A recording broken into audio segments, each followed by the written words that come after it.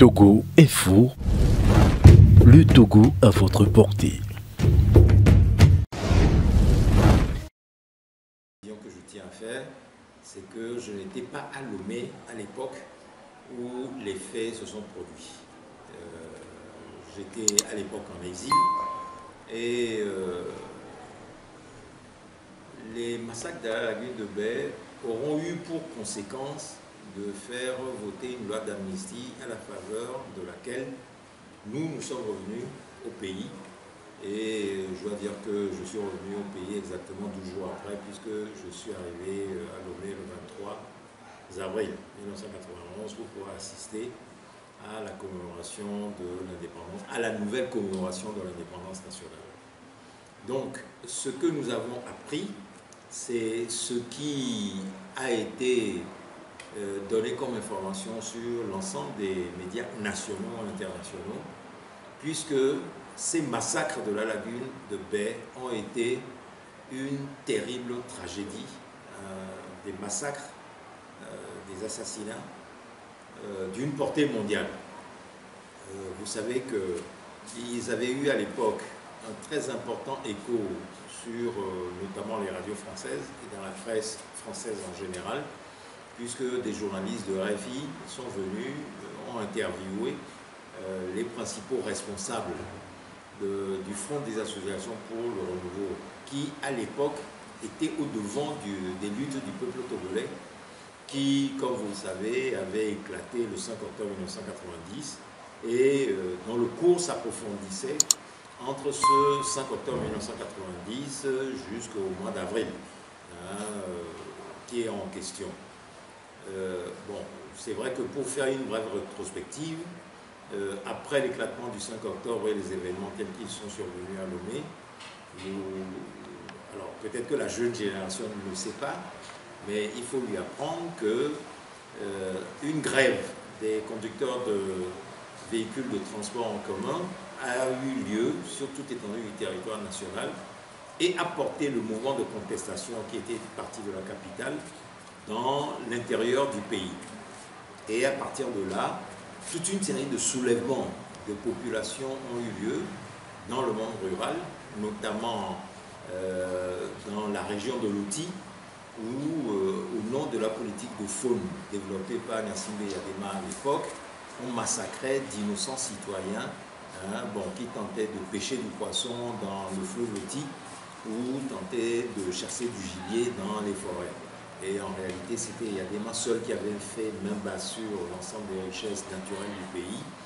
Et les populations se sont révoltées contre ça. Après, à partir du début de l'année, des mouvements ont commencé à apparaître au mois de février en milieu estudiantin,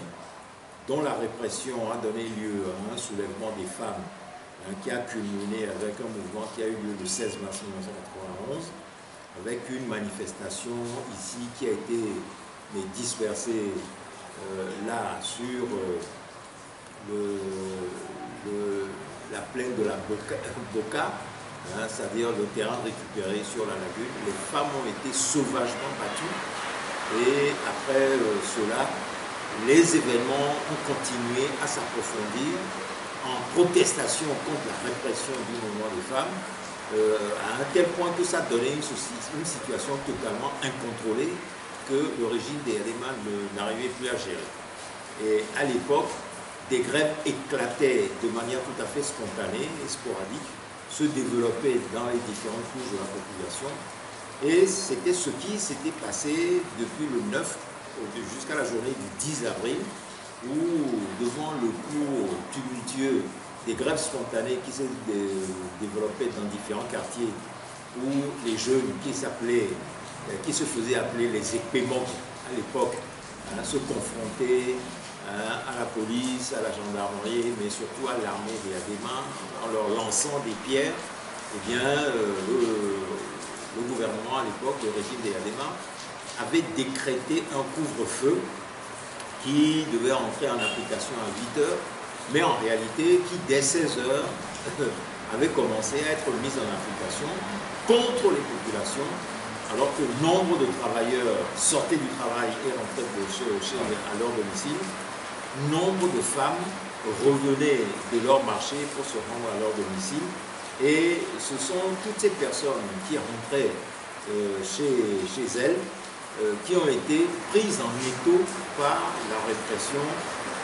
militaro-policière. Et c'est sur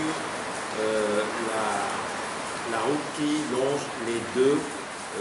lacs, le lac Est et le lac Ouest de la lagune de Baie, entre la maison du chef Akassou de Baie et les rails de Begakoto, où le drame s'est joué. Parce que un cordon de militaires dans des véhicules roulant,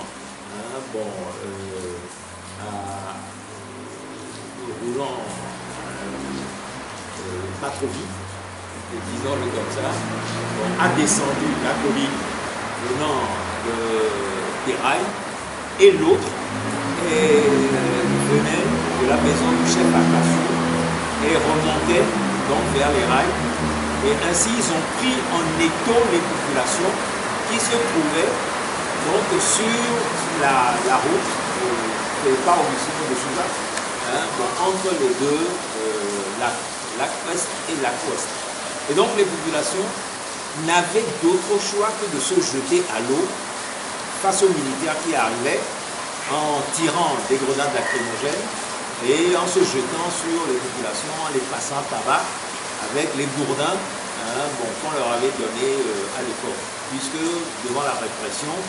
et évidemment totalement débordé par les événements, avait compris avec les morts qu'il y a eu depuis le 5 octobre 1990 que si la répression dépassait une certaine mesure, eh bien son pouvoir allait disparaître, allait être emporté par la colère des populations. De toute façon, c'est ce qui va arriver avec ces massacres. Et il avait donné comme instruction à ses militaires, à ses policiers, à ses gendarmes de réprimer les populations avec des bâtons, des gourdins qui leur avaient été distribués à l'époque. Et donc, c'est à ce moment-là que lorsque les gens se jetaient à l'eau, ils étaient proprement gourdinés, comme on le disait à l'époque. C'est-à-dire qu'on leur tapait dessus fortement avec des gourdins, alors que les gens se trouvaient dans la lagune.